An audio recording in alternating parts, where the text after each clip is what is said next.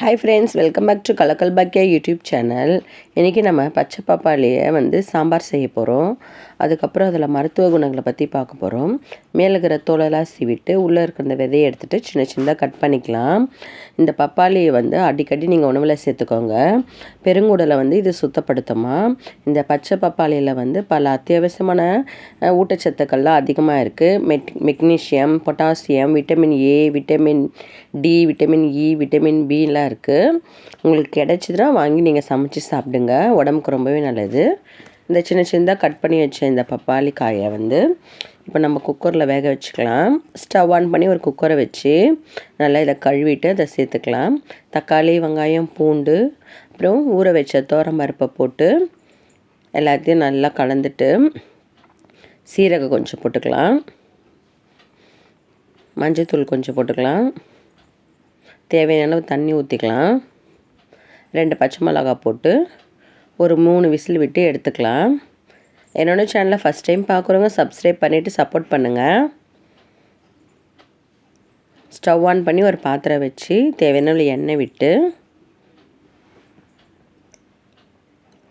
எண்ணெய் சூடான பிறகு கடுகு போட்டுக்கலாம். சின்ன சின்னதாக கட் பண்ண ஒரு வெங்காயத்தை போட்டுக்கலாம். வீடியோ பார்க்குற ஃப்ரெண்ட்ஸ் ஒரு லைக் பண்ணிவிட்டு பாருங்கள். கருவேப்பிலை கொஞ்சம் போட்டுக்கலாம். நல்லா வதக்கிக்கலாம்.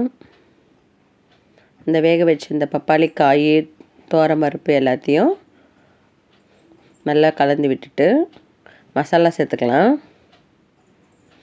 மஞ்சள்தூள், மிளகாத்தூள்,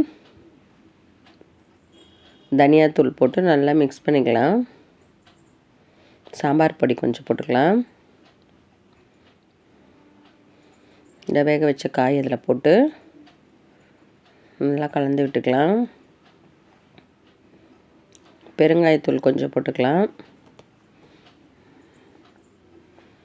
குக்கரில் தண்ணி ஊற்றி தண்ணி எல்லாமே கலந்து ஊற்றிட்டு எல்லாத்தையும் கலந்து விட்டுக்கலாம். நான் இதை ஃபஸ்ட் டைம் செஞ்சேன். கொஞ்சம் தேவையான உப்பு போட்டுக்கலாம். செம்ம டேஸ்ட்டாக இருந்தது. இந்த பப்பாளி காய் சாப்பிடும்போது நம்மளுக்கு இந்த சவு புடலங்காய் நீர்க்காயெல்லாம் இருக்குல்ல, அது சாப்பிட்ற மாதிரியே இருந்தது. செம்ம டேஸ்ட்டாக இருந்தது. நீங்களும் செஞ்சு பார்த்துட்டு எப்படி இருக்குன்ட்டு கமெண்ட் பண்ணுங்கள். கொத்தமல்லி போட்டுக்கலாம். அவ்வளோதான், சூப்பராக ரெடி ஆயிடுச்சு. இந்த வீடியோ பிடிச்சிருந்தா என்னோடய சேனலை சப்ஸ்கிரைப் பண்ணுங்கள். Thank you friends.